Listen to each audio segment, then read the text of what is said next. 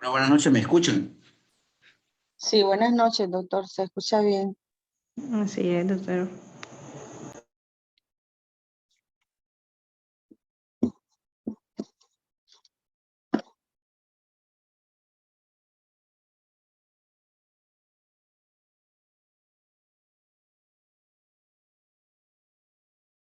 ¿Luego me escuchan?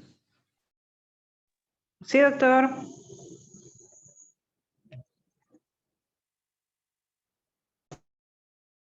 ¿Aló? ¿Aló? Hola, ¿me escuchan? Sí.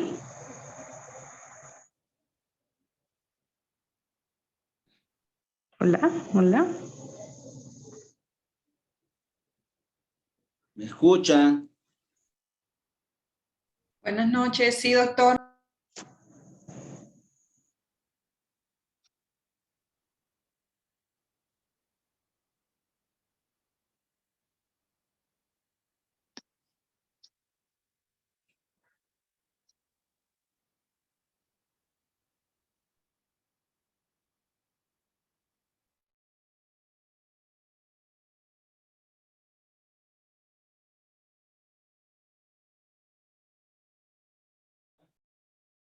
Lo voy a iniciar. Buenas noches a todos. El día de hoy, ¿verdad? Vamos a intentar recordar un poco de lo que es la anatomía del piso pélvico. Es un poquito difícil de entender, ¿verdad? Bastante difícil de entender, pero en este diplomado, por el perfil que tenemos, ¿verdad? Que trabajar, pues va a ser necesario que revisemos a profundidad algunos temas conceptuales de la anatomía que van a permitir tener un mejor entendimiento, ¿verdad? Para recordarles que las lesiones del piso pélvico generalmente se producen, ¿verdad? Cuando se da generalmente durante el parto, y eso provoca que se den las lesiones principalmente de las estructuras de sostén. Ya poco a poco ustedes han ido revisando los temas, ¿verdad? En relación a los defectos que podemos encontrar del piso pélvico, principalmente por alteración, ya sea disrupción o elongación de los diferentes tipos de ligamentos, fascias y la desinserción de estas estructuras de su inserción normal. Solo para recordarles, ¿verdad?, que la parte del piso pélvico tiene muchísima relación con estructuras importantes como son la vagina, el recto, la vejiga, y esto pues se da principalmente por el origen embriológico. Recordemos que todo lo que es relacionado a vejiga, uréter, ¿verdad? Todo lo que son sistema recolector, está principalmente dado por los conductos mesonéfricos. Todo lo que es la región genital, la vejiga, la uretra y la parte distal del himen y el vestíbulo proviene de la cloaca, y la otra porción, ¿verdad?, de la vagina, incluyendo útero y tubas, va a dar principalmente con los conductos paramesonéfricos. Entonces, sabemos que las pacientes pueden tener una caracterización secundaria, tener ovarios, pero no necesariamente va a tener vagina y útero y trompas. También, ¿verdad?, vamos a encontrar en esta región diferentes tipos de alteraciones anatómicas que es importante que nosotros tomemos en cuenta cuando hacemos la evaluación, ya sea en pacientes que tengan un himen perforado, que tengan doble vagina, que tengan un cervix que no está permeabilizado, que tengan útero bicorne, y todas las anomalías de los conductos que se da principalmente por los conductos de Müller. Entonces, sabemos que la vejiga tiene una capacidad sistomanométrica. Yo creo que todos ya sabemos, ¿verdad?, qué significa sistomanometría. Nosotros tomamos en consideración que la vejiga puede tener alrededor de 400 a 500 ml. Este es de forma ovoide y generalmente, pues, por lo que sabemos de la fisiología de la continencia, la fisiología de la micción, sabemos que esta es una estructura, ¿verdad?, tetraédrica, y que son el músculo principalmente, ¿verdad?, el músculo detrusor, y tiene una gran cantidad de receptores que permiten que siempre la vejiga esté inhibida, los cuales es dotado principalmente por el nervio simpático para permitir el llenado vesical, y una vez que éste llega a su capacidad máxima, ¿verdad?, capacidad sistomanométrica máxima de 500 ml, pues este puede hacer relajación de la musculatura del piso pélvico, producir apertura y contracción del músculo detrusor, ¿verdad? Esto principalmente se da a través de el nervio parasimpático, que activa sobre los receptores colinérgico y provoca lo que es la contracción en la micción. Una mujer puede hacer micción sin necesidad, obviamente, de la contracción de la vejiga, únicamente relajando el piso pélvico. Y eso, pues, es importante cuando nosotros hacemos terapia de rehabilitación del piso pélvico. Existe muchísima cercanía, como pueden observar en la diapositiva del lado derecho, mucha cercanía con la uretra, mucha cercanía con la parte de la vejiga, ¿verdad? Ambos fondos de saco, y tenemos también el recto. Entonces, la importancia de conocer esta cercanía es porque nos permite tener una visión prácticamente por vía vaginal de qué es la estructura que posiblemente esté involucrada en cualquiera de los defectos. Si tenemos defectos de la pared anterior, ¿verdad?, en el compartimento posterior, obviamente vamos a encontrar lo que es la uretra en sus primeros 3 centímetros, ¿verdad?, que lo estoy marcando aquí en rojo. Luego, posterior a los siguientes 3 centímetros, si lanzamos una raya, ¿verdad?, está lo que sería la vejiga. Entonces, y posteriormente estaría el cervix. Esto lo correlacionamos siempre cuando estamos haciendo el POCU. Entonces, conocer la anatomía nos permite también entender el POCU, que es lo que está detrás de la pared vaginal anterior. Pues está la uretra en los primeros centímetros y posteriormente está la vejiga y el cervix. Esto, obviamente, va a permitir también tener una idea del defecto que debe tener. Si el defecto que prolapsa es la uretra, posiblemente esté ante una hipermovilidad de la uretra, y esto connota que probablemente también pueda tener síntomas urinarios. Cuando tenemos defecto de la pared vaginal anterior en su segmento BA, en los posteriores 3 primeros centímetros, pues obviamente vamos a encontrar síntomas de prolapso y además trastornos de vaciamiento. Cuando tenemos defecto del cervix, ¿verdad?, principalmente va a estar asociado a prolapso de lesión de los niveles 1 de Lance. Entonces, en la pared posterior tenemos el cuerpo perineal en los primeros centímetros, que se correlaciona con el segmento AP, y después de estos 3 centímetros encontramos la fascia rectovaginal, ¿verdad? Y posteriormente el fondo de saco de Douglas. Estas áreas son importantes porque nos permite también acceso a la cavidad abdominal por 2 espacios avasculares. ¿Cuáles son esos espacios avasculares, doctora Saslaya?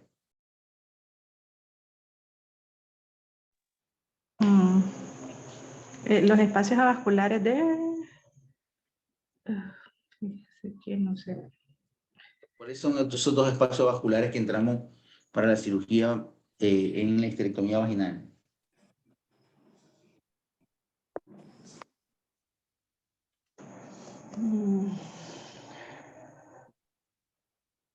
No, bueno, es que son varios, pero no sé si es paravesical. El espacio paravesical, doctor, y el espacio presacro. ¿Están escuchando? Sí, se escucha medio bajito, pero se escucha. ¿Me escuchan? ¿No se escucha, doctor? ¿No nos escucha?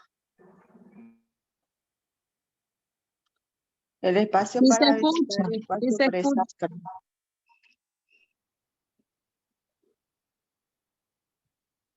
presacro.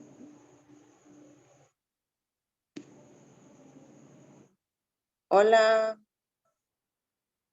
Creo que no nos escucha. ¿Luego me escucha? Sí se Nosotros escucha. escuchamos, doctor, pero usted no nos escucha, parece. Se oye entrecortado. Se oye entrecortado. Yo lo escucho bien. Yo también. De repente se escucha medio bajo, pero...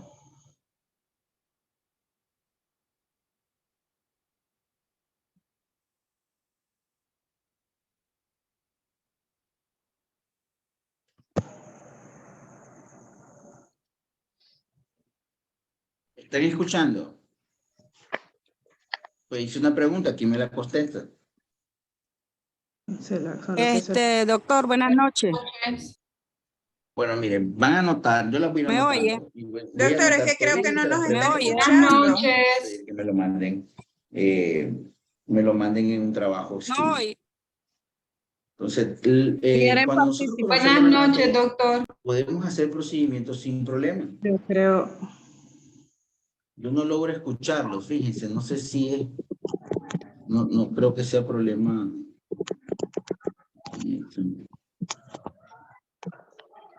¿Aló? ¿Me escuchan? Doctor, Sí se escucha, doctor. no sé. Sí, lo estamos escuchando.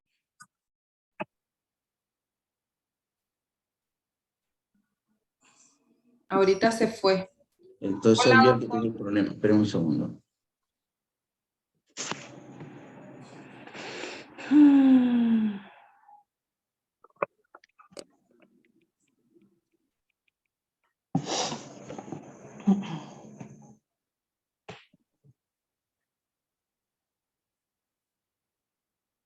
Ahora sí me escuchan. Es que nosotros lo Es que escuchamos, nosotros lo doctor. escuchamos. ¿No escucha, doctor? Es que es el que no.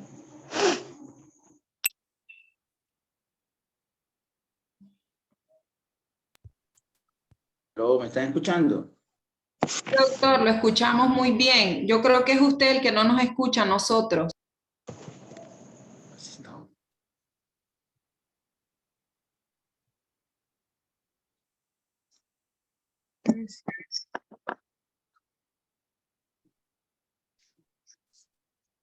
Ujú.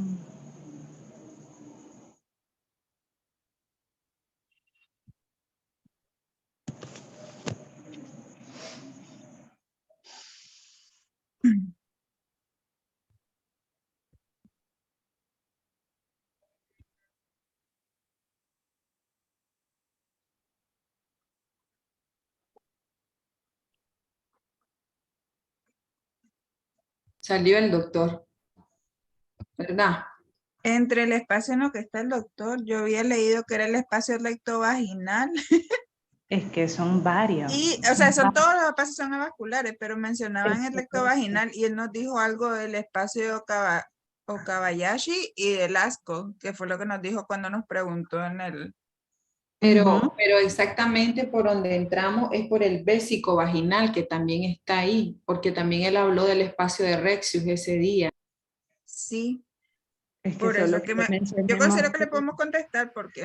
Pero creo que es el vésico vaginal el que él está pidiendo porque es por donde entramos cuando iniciamos la histerectomía, ¿no? Pero No, entramos en pero los es dos que, lados, arriba y abajo, entonces sería rectovaginal y es que vésico. de hecho dijo cuáles son los espacios, entonces me imagino que, pues, mencionémosle todo, hay que nos diga. En la clase El vésico, el recto recto. vaginal, el recto ¿Aló? ¿Me rectal, escuchan? el pararrectal. Aló, que ¿Sí? nos escucha. ¿Hola? Sí lo escuchamos, doctor. Bueno, nosotros estábamos participando. Los dos espacios por donde entramos, como dicen ellos, que son avasculares, el anterior es el espacio vesicouterino y en la Vésico posterior el vaginal. espacio rectovaginal. Esos dos, porque los otros espacios son avasculares, pero generalmente nosotros no entramos por ahí. Así es, el vésico vaginal y el recto vaginal. Vesicouterino, vesicouterino, el espacio, y que conocemos también como espacio de Rexius, ¿no? Mm, Es más mm, inferior. Y el Lo entendí espacio yo. final en la Lo parte. leí 20.000 veces. Ya no sé.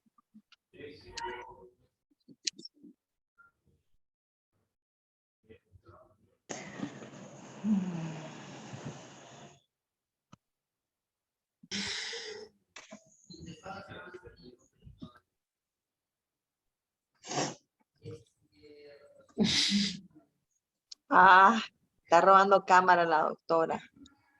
Ahorita que no hay nadie. La están viendo, la estamos viendo. Me están grabando, Dios mío. De la la doctora.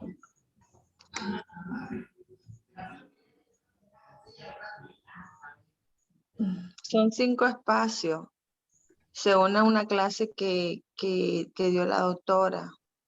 El paravesical, el vesicouterino, el espacio presacro, el de Retio.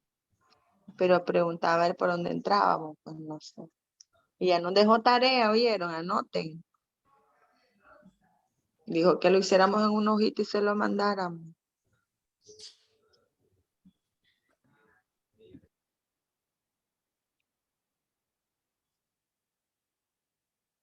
Ahora no lo escuchamos.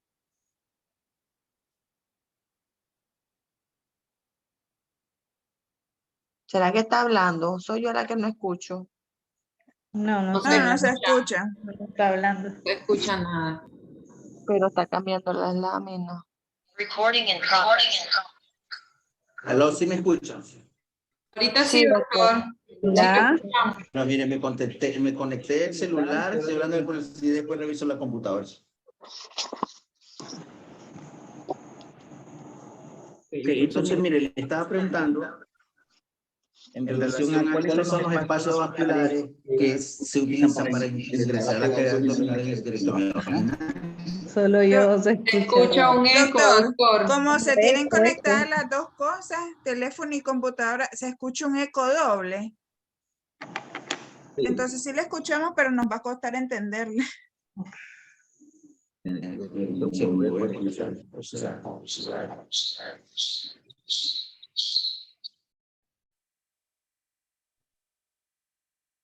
¿Sí me escuchan? Sí. Ahora Pero sí. se escucha el eco.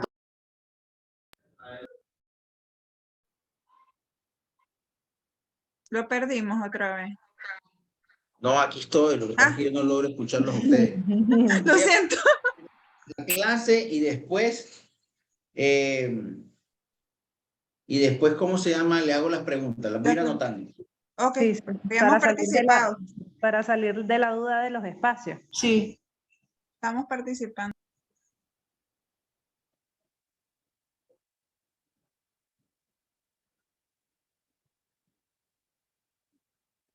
Entonces, voy a continuar. Entonces, es importante que también que recordemos que la parte anatómica que se relaciona con la neurofisiología de la micción, ¿verdad?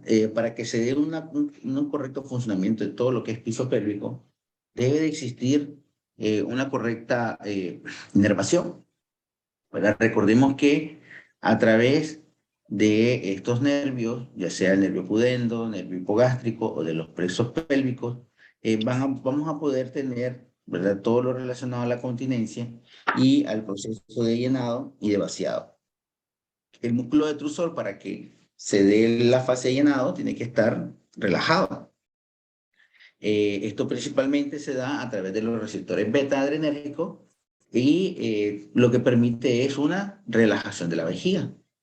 Cuando queremos contracción, obviamente, estos debe de contraerse, como les mencioné anteriormente, a través de los nervios, a través de la estimulación de los receptores colinérgicos. En la parte del esfínter uretral siempre debe estar activo, ¿verdad? Y esto principalmente está dado por las estructuras de sostén y la musculatura propia de la uretra. Cualquier alteración anatómica de la misma va a provocar o pues tener algún tipo de alteraciones en cuanto a la función.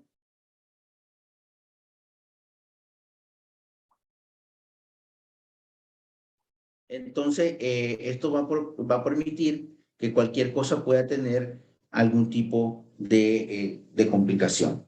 Nosotros siempre tenemos que tener en cuenta, ¿verdad?, que esto juega un rol importante cuando nosotros vamos a hablar a las pacientes, porque nos van a poder permitir saber si la vejiga no aguanta mucha agua, obviamente su capacidad del sistema endométrica está reducida, y si aguanta demasiado, su capacidad excede. Por lo tanto, conocer esto perfectamente se puede hacer por medio de la medición de orina residual o por orina residual o por ultrasonido, ya sea que lo hagamos por los diferentes tipos de técnicas. Si la paciente tiene demasiada capacidad vesical, ¿verdad?, probablemente vaya a tener problemas de incontinencia. Entonces, aquí el mensaje es: una estructura conservada, anatómica conservada, va a poder permitir, ¿verdad?, todo el funcionamiento del piso pélvico. En la clase, esta es la misma clase prácticamente que yo les di al inicio de año, ¿verdad? Y se pueden observar cómo a nivel pélvico existen diferentes tipos de vectores que permiten, ¿verdad?, tener la continencia, tanto la continencia a nivel de la uretra como a nivel del recto. Y ahí viene, ¿verdad?, todo este juego de la teoría integral del piso pélvico. Entonces, los músculos proveen soporte estructural a los órganos y estos permiten la apertura y cierre. Esto se da principalmente durante la micción, durante el coito, durante la defecación o durante el parto, ¿verdad? Entonces, todas las estructuras de sostén y los músculos del piso pélvico lo que permiten es suspender. Y existen 3 fuerzas musculares que, si se fijan, ¿verdad?, algunas son contrarias, y esto va a permitir el cierre o apertura en dependencia de qué músculo estamos relajando y qué músculo estamos contrayendo. Aquí podemos observar en esta lámina, ¿verdad?, que existe la placa elevador, que hace una tracción hacia atrás, que está relacionado a cuando estamos con la defecación, y también el vector hacia abajo, ¿verdad?, de los músculos del recto para permitir la apertura del canal anal. Y en la parte anterior, ¿verdad?, permite el cierre a nivel de la uretra. Entonces, cualquier alteración a nivel muscular también va a permitir alteración de la función, y esto va a crear sintomatología en los pacientes. Este vector, ¿verdad?, principalmente lo hace hacia adelante, permite el cierre de la uretra, y si ustedes se fijan, existe un ligamento que se llama ligamento pubo-uretral, está aquí abajito. Ese ligamento pubo-uretral es el que da el sostén a la uretra, y es por el cual durante los procedimientos quirúrgicos nosotros aplicamos cinta, ¿verdad? Porque lo que hacemos es sustituir la función del ligamento pubo-uretral por una malla, ¿verdad?, que en este caso es una cinta, un slim, que se coloca a través por la uretra y que permite la suspensión de la misma. O sea, ¿qué es lo que hacemos en la cirugía antiincontinencia? Es hacer un nuevo ligamento pubo-uretral, ¿verdad?, y dejarlo a nivel de la mitad de la uretra, porque la mitad de la uretra es la que contiene la mayor cantidad de continencia, y se coloca pues sin soporte. Entonces, digamos, el soporte anatómico del procedimiento de la cirugía antiincontinencia radica en la creación de un ligamento pubo-uretral. También recuerden que a nivel de la uretra existen otras formas de continencia, que lo vamos a ver en un momento. Entonces, a nivel interno, ¿verdad?, tenemos diferentes músculos que permiten esos vectores. Tenemos todo lo que son relacionados al músculo elevador del ano. Si se fijan, el músculo elevador del ano tiene diferentes fibras musculares que van a permitir el cierre, ¿verdad?, de la vagina, parte del recto, por su distribución. Y estos se pueden dividir en pubo uretral, pubo coccígeo e hilo coccígeo. Ahí existen otros músculos que es importante que nosotros conozcamos, porque también los utilizamos cuando hacemos evaluación del dolor. Si nosotros metemos un dedito por la vagina, ¿verdad?, y buscamos a la parte lateral, a los 5 centímetros, lo que vamos a encontrar es el obturador interno. Y hay pacientes que tienen contracción involuntaria de este músculo y pueden provocar dolor. Entonces, sí es importante que nosotros logramos reconocer en sentido espacial o tridimensional este tipo de estructuras porque nos van a orientar sobre cuál es la estructura que posiblemente nos esté provocando algún tipo de alteración, ¿verdad? Existen otras estructuras importantes que hay que conocer, ¿verdad? Esta es una visión lateral de la pelvis, si se fija, ahí le quitaron prácticamente, solo dejaron el sacro para que podamos tener una visualización. Y existe una estructura importante, ¿verdad? Que es donde se fija la fascia pubocervical, que es el arco tendinoso de la fascia, el arco tendinoso de la fascia endopélvica. Si se fijan, está la espina ciática por este lado y ella viene de la parte posterior del pubis, va hacia abajo y lateral, ¿verdad? Porque la espina ciática, si ustedes la quieren tocar, tienen que inclinar su mano 15, más o menos 45 grados y profundizar hacia las paredes laterales de la pelvis.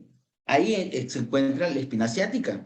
Y la espina ciática es también punto de referencia cuando nosotros vamos a colocar algún tipo de malla a nivel del ligamento sacroespinoso, que más o menos va en esta región. Entonces, la espina ciática, tanto para la obstetra como para el urogine y lo que hacen cirugía pélvica vaginal, es un punto de referencia importante, uno, para el ligamento sacroespinoso, cuando hacemos suspensión a ese nivel, y también para reconocer la inserción de la fascia cuando ésta se encuentra desinsertada. Lo que vamos a encontrar clínicamente en el paciente son los defectos paravaginales. Entonces, ¿qué pasa?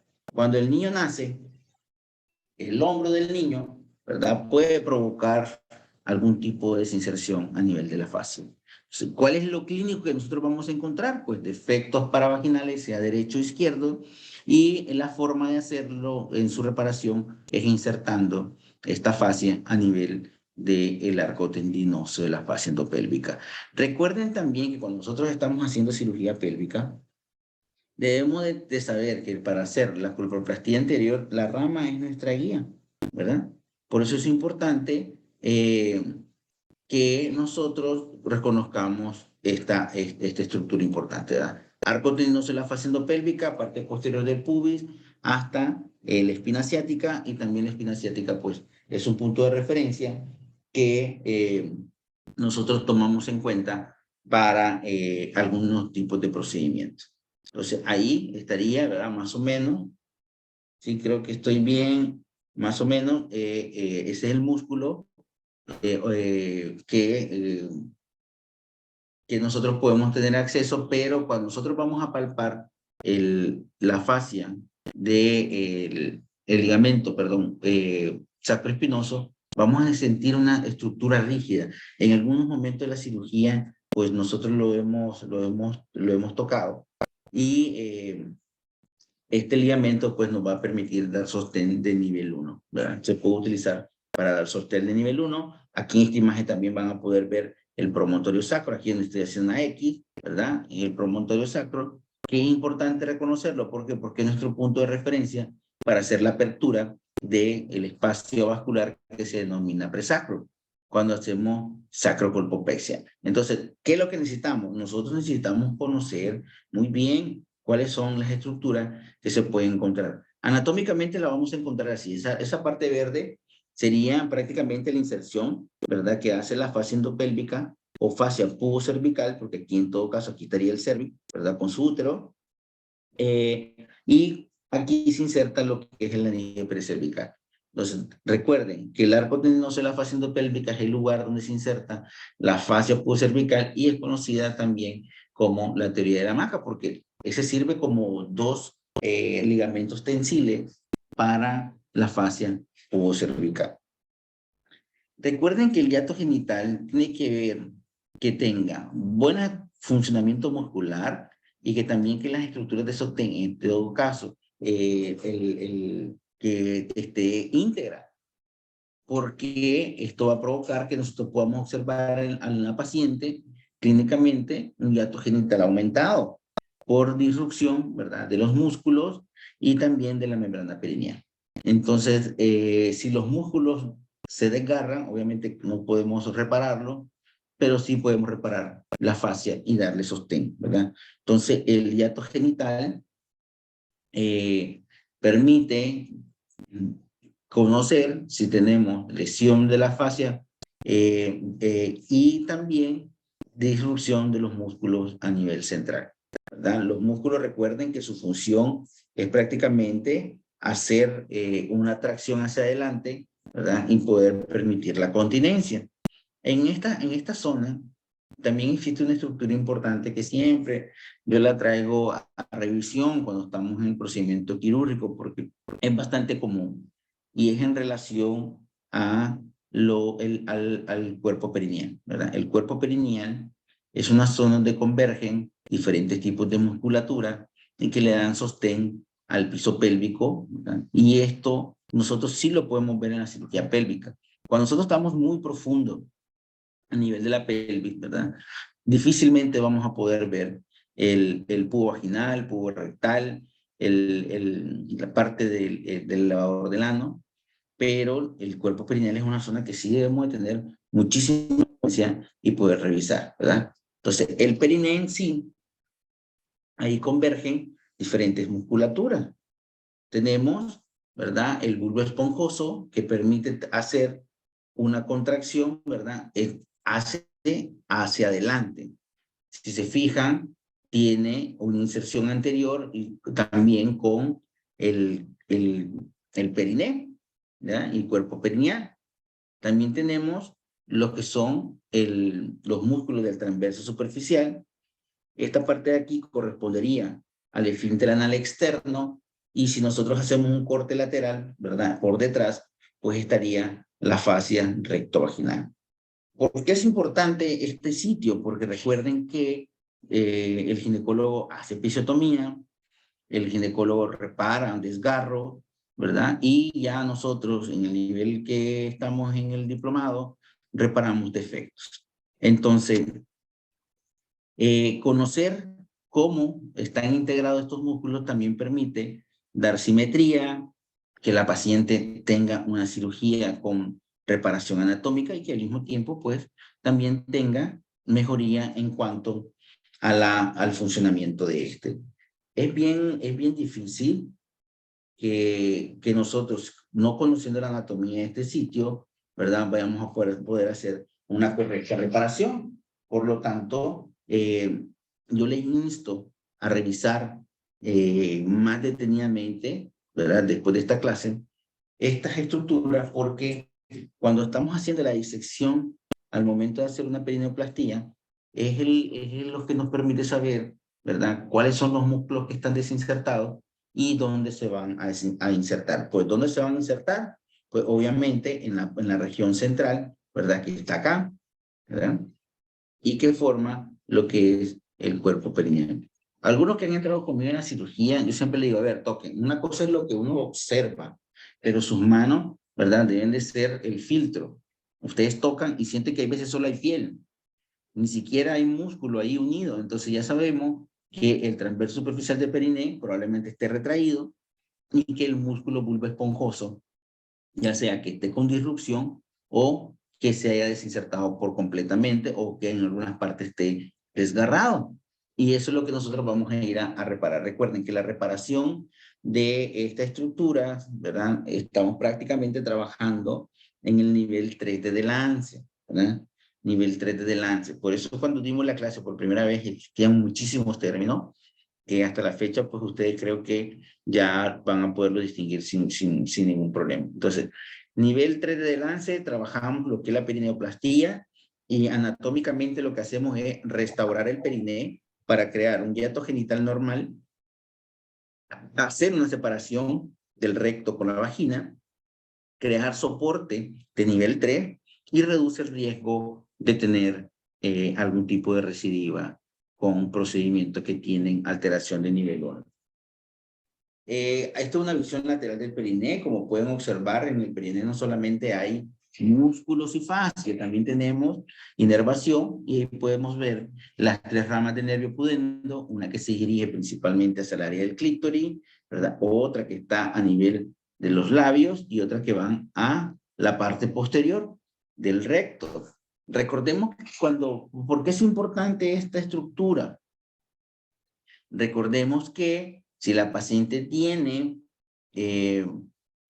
un reflejo perineal, esta paciente se va a beneficiar cuando hacemos ejercicios de piso pélvico. Pero si la paciente, cuando le hacemos los reflejos, no presenta contracción, esta paciente lo que hay que hacer es mandarle a rehabilitación, pero con utilización de energía. Por eso es importante que a todas las pacientes, cuando le vayamos a hacer el examen físico, parte del examen físico es la evaluación del nervio pudendo, ¿verdad? Porque eso me va a poder permitir saber, esta señora va a poder hacer los ejercicios, ¿ok? Obviamente que después de la cirugía no se hacen, tiene que esperar un cierto tiempo que cicatrice para iniciar la terapia de rehabilitación. Entonces, con una forma muy sencilla, yo en el examen físico puedo determinar si hay dilución de la membrana perineal, si hay alteración anatómica de la parte de los músculos, saber que si un hiato genital está grande es porque está lesionada la membrana perineal, y puedo evaluar también el funcionamiento del nervio, de los nervios pélvicos. O sea, esto se tiene que correlacionar, como le dijimos siempre en la charla, con la parte funcional, ¿verdad? Y esto va a poder permitir hacer una buena evaluación. En el sentido general, cuando ustedes leen la anatomía, lo van a encontrar que lo dividen en 2 triángulos. Y si se fijan, ¿verdad? Prácticamente es así. Uno va de la parte interior del pubis, otro de la parte posterior del coxis y las partes laterales de la pelvis. Pasamos una raya en medio y tenemos el triángulo urogenital, ¿verdad? Y la parte de la región anal, que son cosas muy diferentes. Recuerden que los proctólogos trabajan más en la zona posterior, pero tenemos procedimientos comunes, ¿verdad? Que nos van a poder permitir que nosotros podamos hacer procedimientos que también los coloproctólogos están en esa misma zona, en esa misma área. Aquí hay que saber qué tanto nosotros vamos a hacer de los procedimientos de ellos. Entonces, recuerden, ¿dónde trabajamos principalmente? Pues principalmente trabajamos en el triángulo urogenital, que sería prácticamente lo que es vulva, periné, y en la parte más interna, pues los músculos que se describí anteriormente y los músculos internos de la parte perineal, que difícilmente lo podemos ver durante los procedimientos que hacemos a nivel vaginal. Solo para recordarle, recuerden que nosotros dividimos la vagina en, digamos, en algunos segmentos. Por eso decimos compartimento anterior, compartimento posterior. Creo que ya eso le ha quedado un poco claro, ¿verdad? Cuando nos referimos a eso. Entonces, como pueden ustedes observar, pues que tenemos espacios donde nosotros podemos entrar, ¿verdad? Esa es la respuesta a la pregunta anterior. Tenemos lo que es el espacio que existe entre la vejiga y el útero y el espacio que existe en el fondo de saco. Esos lugares pues no existen vasos sanguíneos. Podemos entrar con facilidad. Lo único que tenemos que tener cuidado es en hacer la disección a nivel vesical, porque aquí es el lugar más común donde se pueden presentar algún tipo de lesión o fístulas en esta zona de amarillo. Entonces, cuando nosotros hacemos un procedimiento y tenemos dudas que si hay algún tipo de lesión, pues perfectamente podemos aplicar azul de metileno. Y si ustedes se fijan en la parte de la región de la vejiga, prácticamente la región donde nosotros vamos a encontrar las lesiones son en la área retrotrigonal, ¿verdad? En la área retrotrigonal. Solo hay que tener cuidado de ver la cercanía que tanto está con el uréter para cuando vayamos a hacer la reparación de la fístula.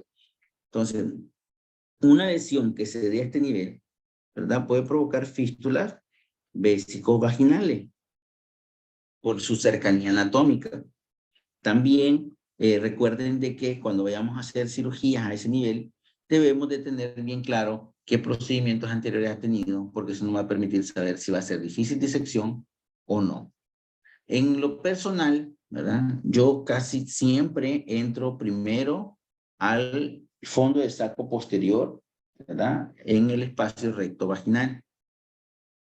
que me va a permitir, ¿verdad?, tener un acceso y poder explorar con mi dedo si existe algún tipo de adherencia, más si la paciente pues tiene cirugías anteriores y que pueda tener algún tipo de complicación de hacer la aplica a nivel vesical. Entonces recuerden de que tenemos dentro de la terminología el compartimento anterior, compartimento posterior. El compartimento posterior, recuerden de que las estructuras que se encuentran ahí está el cuerpo perineal, ¿ya? Está la fascia rectovaginal, ¿verdad? Y tenemos el fondo de saco.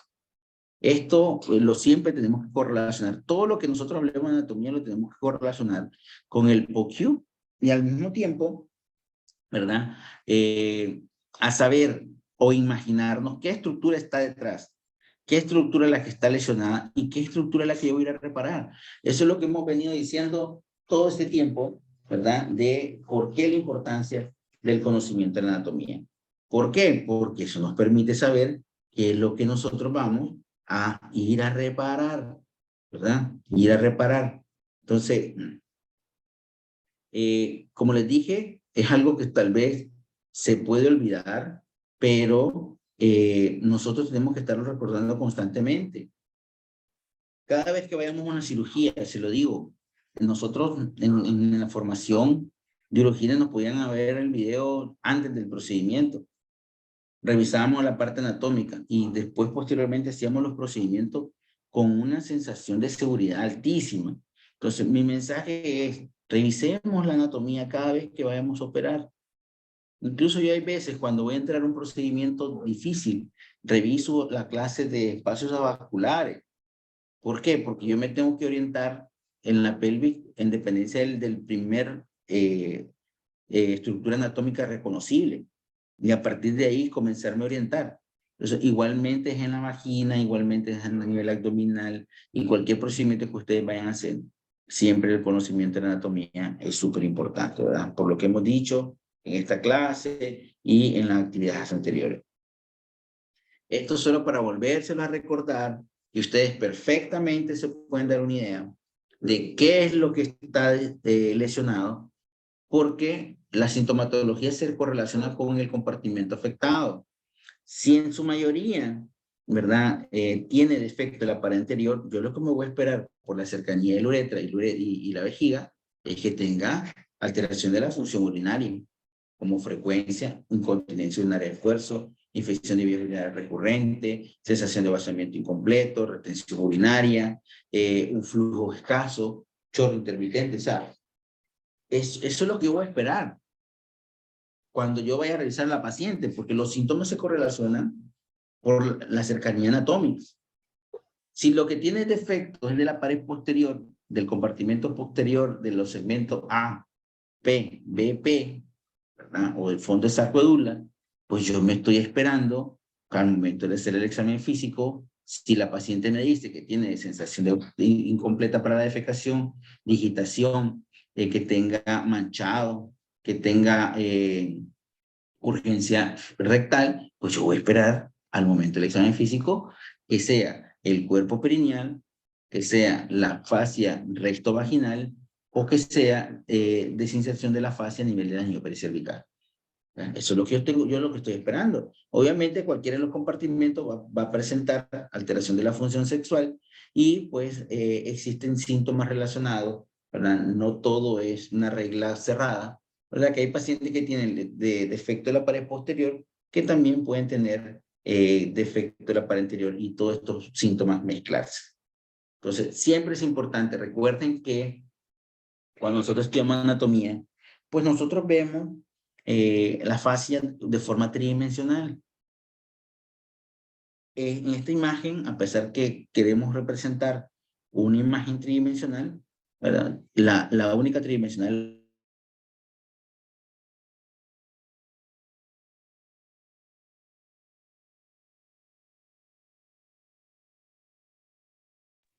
No escucho.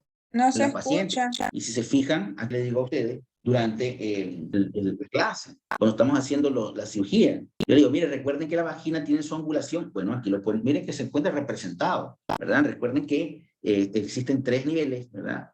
Que son nivel 1, que están los ligamentos uterosacro y cardinales, y la parte del anillo pericervical, está el nivel 2, que se encuentra en arco tendinoso en la fascia endopélvica, la fascia en la pared posterior, ¿verdad? Recto vaginal en la pared anterior, fascia recto pubo cervical, y ya más cercanamente a la parte más externa, ¿verdad? Que tenemos el tercer nivel de lance, tenemos principalmente lo que es el cuerpo perineal, la membrana perineal y la parte anterior de lo que sería el segmento A de la uretra. Si se fijan, tanto la anatomía funcional del doctor Petros como los artículos del doctor Delance, existe una gran correlación con lo que es compartimento y lo que es también el POCU, ¿verdad? Existe una gran relación.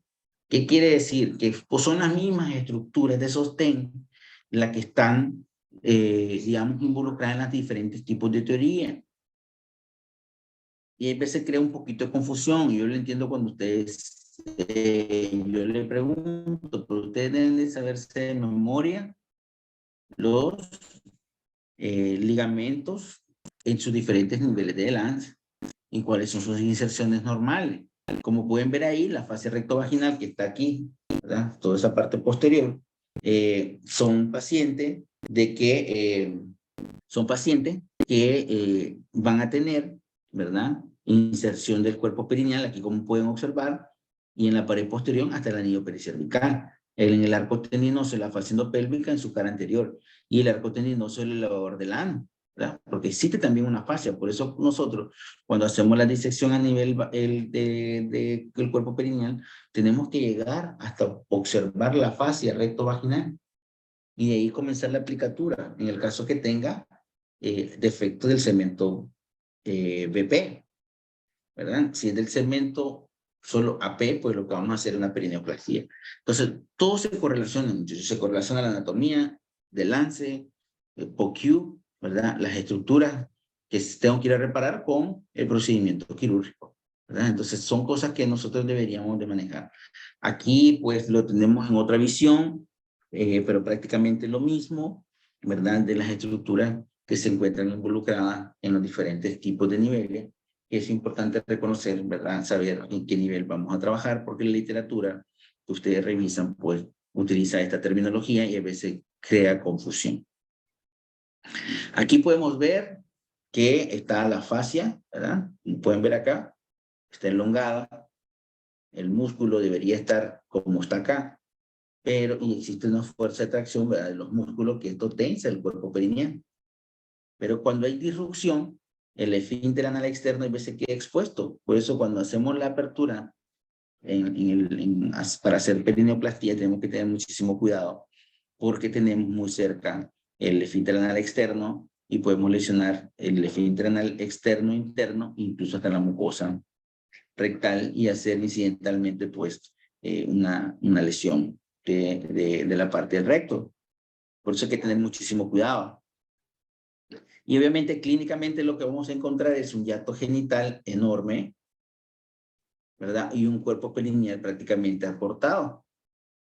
Eso es lo que encontramos clínicamente, pero ya sabemos que la lesión que se produce es de la membrana perineal y de la fascia rectovaginal principalmente. Entonces, ¿qué es lo que voy a hacer? Reparar estas dos estructuras, ¿verdad? Así es como yo lo voy a encontrar en el examen físico, como un hiato genital grande, cuerpo perineal corto, prolapso de la pared posterior, y algunas veces también puede haber hipermovilidad de la uretra. Entonces, ¿qué es lo que vamos a ir a hacer? Hipermovilidad de la uretra. Recuerdo en el ligamento puboretral y le pongo cinta, si tiene incontinencia. Reparo la fascia posterior, la pego al periné, que es su inserción normal, y le hacemos una perineoplastia. Entonces, cada uno de los defectos va a ir tomando, digamos, relevancia en dependencia de las alteraciones anatómicas. Existen muchísimas ilustraciones, donde se evidencia la relación que tiene, ¿verdad? La membrana perineal con el esfínter anal externo, ¿verdad? Y los diferentes músculos que no podemos muchas veces verlo de forma directa durante la cirugía. Miren la cercanía, ¿cómo podemos observar nosotros? Fíjense en la distribución de las fibras.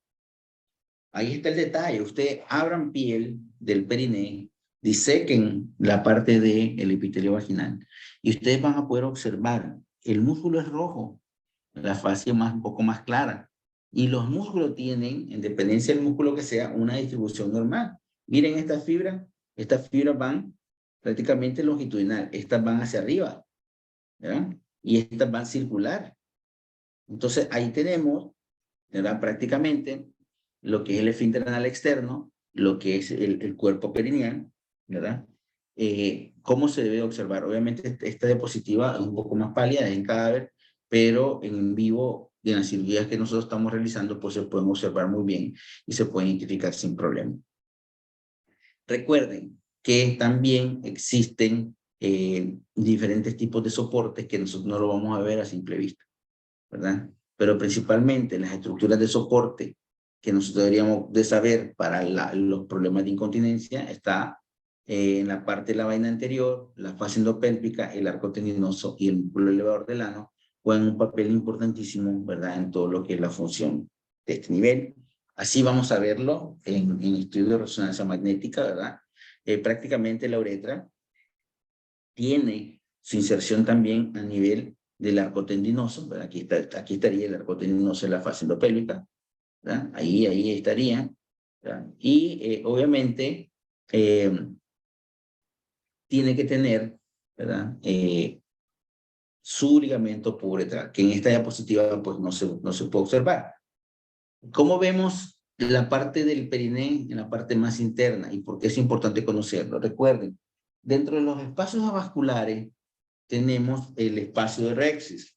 Y en el espacio de Rexis tenemos que conocer porque algunas veces podemos entrar a ese sitio para hacer cirugía anticontinencia como la operación Bush, ¿verdad? Entonces, los espacios vasculares no solamente son para ver cuando estamos en problemas en la pelvis, sino que tenemos que utilizarlo para diferentes tipos de procedimientos. Por eso mi insistencia siempre de preguntarlo a ese nivel. Entonces, ¿la uretra tiene su inserción en la fascia pélvica, en el arco tendinoso? Sí, claro.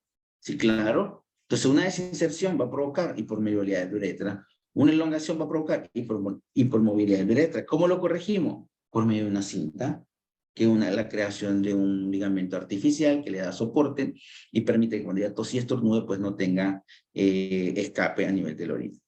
Aquí lo pueden observar. Recuerden que tenemos dos tipos de incontinencia urinaria de esfuerzo. Lo que son incontinencia urinaria de esfuerzo por hipermovilidad de la uretra, que es donde los que están, digamos, alterados son las estructuras de sostén. Y cuando tenemos también incontinencia urinaria de esfuerzo que sea relacionado al esfínter intrínseco de la uretra. Son dos cosas muy distintas. Ella puede tener una incontinencia urinaria sin tener hipermovilidad de la uretra. Generalmente estas son muy severas y no vamos a ver defectos anatómicos. Esta paciente obviamente va a requerir de hacerse una urodinamia para determinar cuánto es la presión intrauretral y tener una idea del problema que tiene la paciente. Clínicamente, ¿cómo se puede hacer? Por la prueba del balón, ¿verdad? Prueba del balón. Por eso es importante que ustedes tengan bien claro que la uretra, ¿verdad? Tiene diferentes porcentajes de continencia y a nivel del medio uretra, que es donde tiene más. Va de 20 a 60% y obviamente cuando esta tiene alteración de la función del esfínter uretral, compresor de la uretra y el uretrovaginal. Esos músculos, ¿verdad? Hacen la función de continencia y también, ¿verdad? Perfectamente podemos mejorar la función con diferentes tipos de terapia, ya sea por contracción voluntaria de la vagina y también con electroestimulación.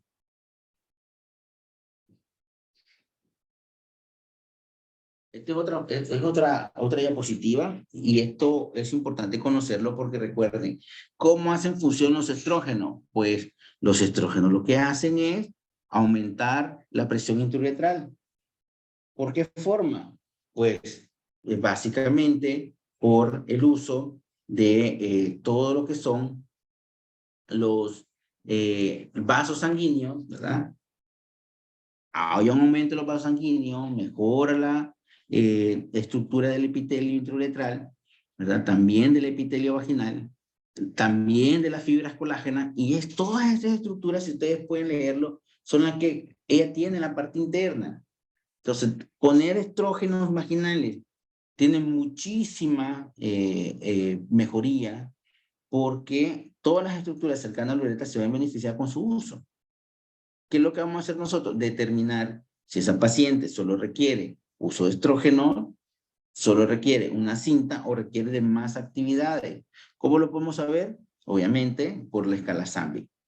La escala Sandvik te va a decir la severidad de la incontinencia y saber si esta paciente pues requiere procedimiento quirúrgico o decidir si es una TBT o una TO. ¿Ya? Son cosas que ustedes tienen que saber, ¿verdad? Perfectamente, y que esto va a permitir que tengamos, ¿verdad? Una buena, digamos, elección de las pacientes, del paciente.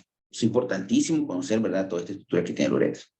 Aquí lo podemos ver, ¿verdad? El ligamento puboretral, difícilmente lo podemos ver durante la cirugía, ¿verdad? No vamos a estar ahí abriendo para poder localizar. Ya sabemos que vamos a hacer una incisión a mitad de la uretra, vamos a separar el epitelio vaginal hasta llegar a la zona de seguridad del agujero obturador, y ahí pues donde vamos a colocar la cinta. ¿Para qué? Para hacer un ligamento, digamos, artificial que va a permitir poder darle funcionalidad a su uretra. Como le decía anteriormente, ahí donde está el dedo, ¿verdad? Acuérdense que existe algo que se llama corona mortis. La corona mortis, ¿por qué tiene relevancia? Para la colocación de la cinta TBT, ¿verdad? Obviamente, es una alteración anatómica, que esta puede ser venosa o arterial, entre la arteria obturatriz y la arteria ilíaca externa. Entonces, cualquier anastomosis que se dé a este nivel, cuando vayamos a colocar una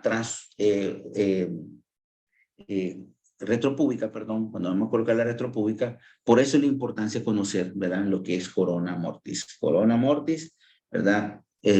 ¿Por qué la importancia? Obviamente, si tienen también una paciente que tiene un trauma o un paciente automovilístico y se debe involucrar a la pelvis, pues aquí esas se pueden lesionar y crear grandes hematomas. Entonces, ¿dónde la zona de seguridad? Fíjense bien, la zona de seguridad prácticamente está a este nivel, ¿verdad? Que es eso verde. Por eso es que tomamos de referencia la uretra, ¿verdad? Porque dicen, de la uretra te vas 2 centímetros lateral, 2 centímetros arriba. Eso dice la técnica, pero las pelvis no son iguales. Segundo, las pacientes tampoco son iguales, porque hay diferentes tipos de tamaño. ¿Qué es lo que se sugiere? ¿Verdad? Bueno, uno es intentar saber dónde está la rama y puedes apretar hasta donde está también el pliegue, ¿verdad?, de la pierna, y poder ver dónde está tu agujero obturador. Y más o menos trazar una línea, ¿verdad?, que va a través de la uretra y subir 2 centímetros para a través del pliegue. Eso nos asegura entrar en esta zona llamada zona de seguridad. Porque si nosotros entramos y nos vamos más lateral, podemos encontrar vasos sanguíneos que podemos lesionar. Entonces, ¿qué es importante conocer? Lo que se llama zona de seguridad, porque es el lugar donde uno va a colocar la aguja helicoidal para la cinta mediuretral, ¿verdad? Cuando hablemos de zona de seguridad, es la zona donde sabemos de que no hay vaso, no hay nada nervioso y que podemos entrar con mucha seguridad cuando colocamos la cinta, ¿verdad? Usamos la malla para la TOT, ¿verdad? TOT. Entonces, solo para recordarles un poco que también la integridad muscular, ¿verdad?, va a poder permitir el cierre o apertura de la vejiga y los músculos, que todo defecto que nosotros podamos encontrar se va a relacionar con una función anatómica alterada, ¿verdad? Recuerden de que prácticamente, digamos, toda la complejidad que existe en el piso pélvico es por la grande cantidad de estructuras que le acabo de mencionar. Prácticamente ahorita les mencioné más de 30 que ustedes deben de repasar, leer antes de venir a hacer cualquier procedimiento quirúrgico, ¿verdad? Estos son los espacios vasculares, como les decía, el espacio de Rexius, ¿para qué? Cuando vamos a hacer cirugía Bush. El presacro, ¿para qué? Para saber cuándo vamos a hacer sacrocolpopexia. El recto vaginal espacio que está a este lado, ¿para qué? Para cuando vayamos a colocar la malla. para la sacrocolpopexia. ¿Para qué saber el espacio lateral de la vejiga? Porque pueden formarse hematomas en este sitio donde pueden acumular una gran cantidad de sangrado, ¿verdad? Y por eso es importante conocer esa anatomía. El espacio vésico-vaginal para entrar a la cirugía vaginal. El espacio recto-vaginal para entrar a hacer la histerectomía vaginal. Este espacio es el que nosotros utilizamos, no son espacios que tienen vasos. Podemos entrar con mucha seguridad. Por eso cuando yo les digo, a ver, sientan el útero sacro y se van un poquito por arriba. ¿Para qué? Para cuando ustedes hagan la disección con la gasa, inmediatamente ustedes llegan al espacio rectovaginal. En el caso que tengan poco descenso, la sugerencia es siempre entrar por la parte posterior, hacer una plica vesical y no empeñarse en entrar en el espacio vésico-vaginal. Pero esos son sitios que ustedes lo deben de manejar perfectamente. Recuerden que la fascia endopélvica es una red de tejido conjuntivo y músculo laxo que fija la víscera en la pared pélvica, ¿verdad? Y eso va a permitir el darle sostén. Aquí sería prácticamente nivel 1 de lance. Y aquí perfectamente se puede ver el ligamento vesicuterino, ¿verdad? El ligamento uterosacro y los ligamentos cardinales en forma lateral. Todos ellos unidos con la fascia pubocervical rectovaginal es la que va a permitir tener las estructuras de sostén del anillo que se llama anillo pericervical. O sea, un anillo que da la vuelta al cervix, ¿verdad? Entonces, aquí podemos ver, ¿verdad?, que la arteria uterina es la única estructura anatómica que pasa transverso, ¿verdad?, al espacio recto vaginal, y por debajo vamos a tener lo que es el uréter, ¿verdad? El uréter es un sitio muy frecuente de lesión y es importante que nosotros lo logramos conocer. Aquí está la umbilical obliterada, ¿verdad? Y existen también ramas que son de la arteria hipogástrica, que nosotros vamos a tener, ¿verdad? Un flujo constante de sangre, que son vasos también que son de gran calibre y que pueden provocar sangrado. No tengan miedo a la vejiga, traten de no usar mucha energía. Recuerden que la dispersión térmica es prácticamente de 1 centímetro y eso pues puede provocar lesiones. Entonces, no quieren tener complicaciones durante los procedimientos, conocer la anatomía, hacer una buena historia clínica, buen examen físico, suponerse qué tipo de cirugía va a tener, ¿verdad? Y obviamente también saber que nosotros en cualquier momento podemos tener una complicación y no subestimar. Entonces, para integrar de forma general, recuerden, anillo pericervical, ¿verdad? Está relacionado a nivel 1. El nivel 2, ¿verdad? Prácticamente es el que une al 1 y el 2 y son principalmente la fascia pubocervical, la rectovaginal, y en la parte más anterior, ¿verdad? Están todos lo que son los ligamentos cercanos a la uretra, el cuerpo perineal y la membrana perineal.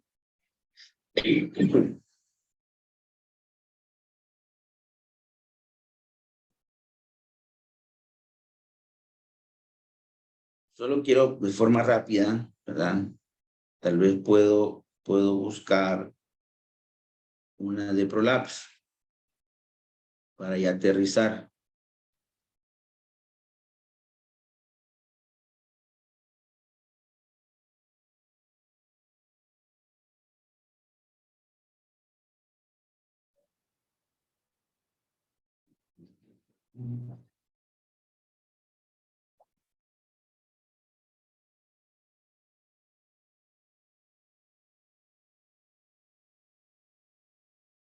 Todo lo que hemos dicho radica acá.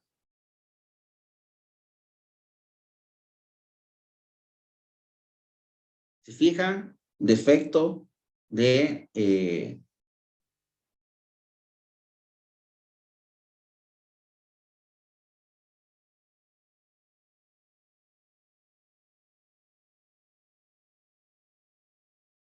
todos los defectos que nosotros hemos mencionado están relacionados, ¿verdad?, a lo que podemos ver por examen físico y lo podemos ver por anatomía. Defecto paravaginal, ¿qué significa? Prácticamente la desinserción de la fascia a el arco tendinoso. Lesiones cercanas al cérvix son defectos transversales. Cercanas a la vejiga, defectos medial, y esto obviamente lo vamos a ver en pared anterior de vagina cuando hacemos la cuantificación de POCU. Defectos del cérvix, obviamente lo que está involucrado es defecto relacionado al primer nivel de delance, y lo que vamos a encontrar es descenso a nivel cervical. Aquí podemos ver varios tipos, ¿verdad? Aquí es una paciente que no tiene sostén y tiene el compartimiento anterior y posterior afectado, y lo que tiene es prácticamente elongada la fascia rectovaginal y no tiene soporte nivel 1. O sea, cada defecto tiene su alteración anatómica y eso va a provocar alteraciones funcionales. Y aquí está lo que es la fascia rectovaginal, que es lo que vamos a ver, rectocele. Si es muy alta, cercana al anillo pericervical, ¿qué es lo que vamos a encontrar? Enterocele. Si la que está desinsertado es la membrana perineal, ¿verdad? ¿Qué lo vamos a encontrar? Un llanto grande. ¿Cómo lo reparamos? Perineoplastía. Y así con cada uno de los defectos. Entonces, ese es generalmente siempre la insistencia de que ustedes puedan conocer, ¿verdad? Y mantener todo lo que es los defectos del piso.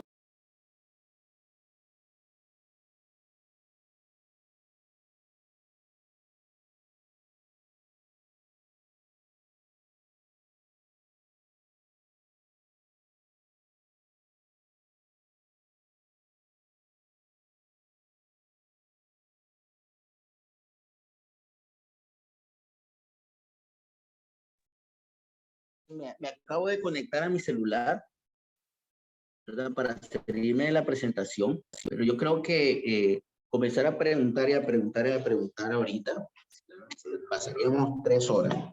Yo le voy a proponer al doctor, ¿verdad? De que hagamos una sesión de preguntas y respuestas en vivo, ¿verdad?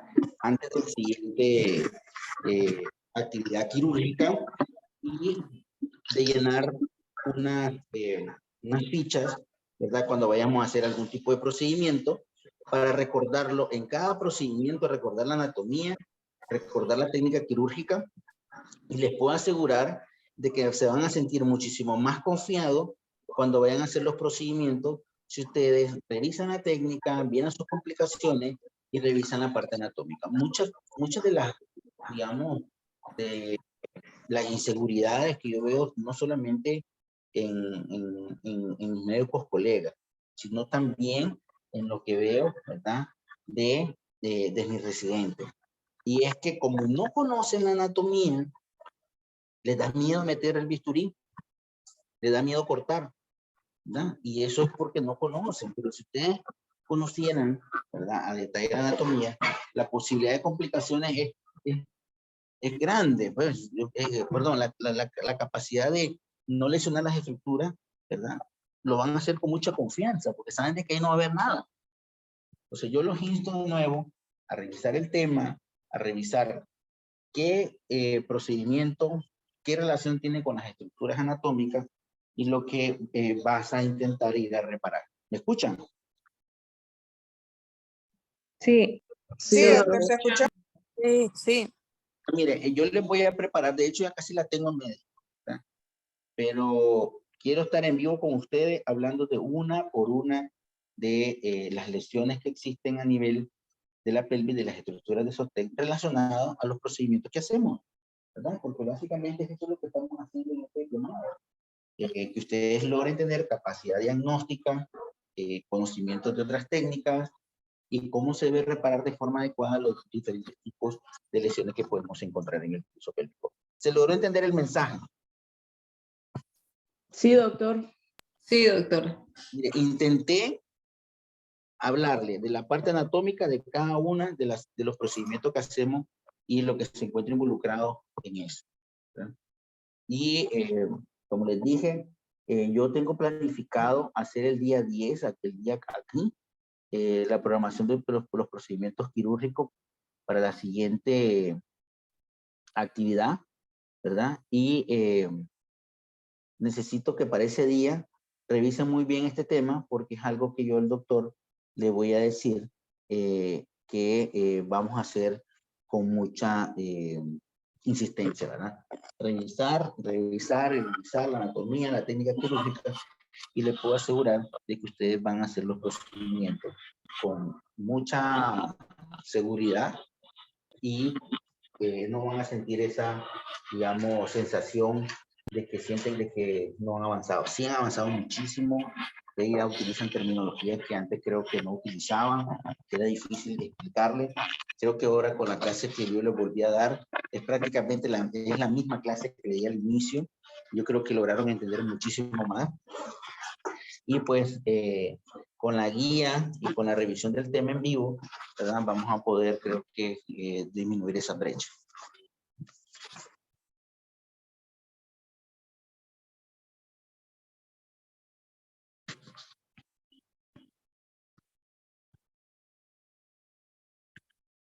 ¿Una pregunta, Raúl?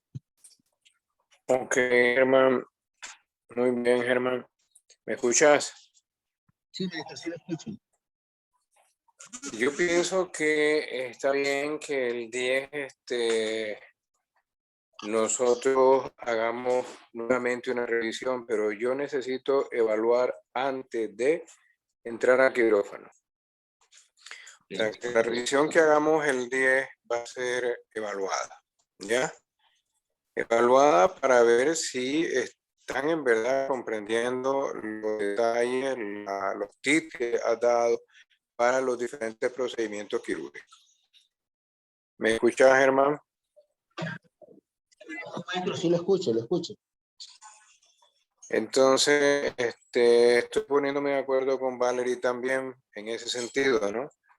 Porque ya necesito que empecemos a evaluar. Las evaluaciones van teóricas y van lógicamente prácticas. El del diplomado que pase ambas evaluaciones es el diplomado que va a tener derecho, lógicamente, a graduarse al final. Acuérdense que está dentro de los requisitos del diplomado. Si ustedes revisaron los estatutos del diplomado de piso pélvico, van en las dos evaluaciones.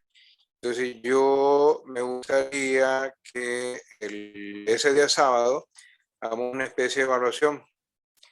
Si querés hacerlo de manera en seminario, no tengo inconveniente, pero creo que también vamos a hacer un test escrito, ¿viste? Maestro, totalmente de acuerdo. Totalmente de acuerdo. Es necesario que se haga ese tipo de trabajo. Evaluar más Sí, intenso, exámenes, preguntas, seminarios yo en creo que vivo. deberíamos hacer una prueba como la que hicimos al inicio para comparar conocimientos antes y ahora. Y estoy de acuerdo en que se haga antes del sábado 10, porque si no va a terminar siendo como hoy, va a terminar siendo un seminario que no va a ser seminario, va a ser una clase. Entonces, pues los muchachos ya tienen que conocer, oye, ellos deberían de dar la clase ya, no nosotros dársela a esta altura. Entonces, sí es una cosa aclarar una duda y otra muy diferente. No contestaron algo, entonces les voy a explicar otra vez toda la anatomía de nuevo. O sea, ellos tienen que estudiarlo y repasarlo. No es cosa de que ahorita les diste la clase y comprendieron todo, porque sí es bien sencillo. El punto es que ellos tienen que repasar todos los días la anatomía, porque si no, pues se les va a olvidar, a como se les ha olvidado en este tiempo. Entonces, no es el objetivo un seminario para darles la clase de nuevo, no. Es un seminario para aclarar dudas y para saber qué tanto manejan ellos de no solo la técnica, porque la técnica puede que la manejen perfecto, ya hemos visto que la cirugía les va bien. El punto es la teoría y la teoría es la base de la cirugía. Entonces yo pienso que deberíamos hacerle un examen previo por escrito para ver y comparar los conocimientos que han adquirido y compararlos como estaban antes.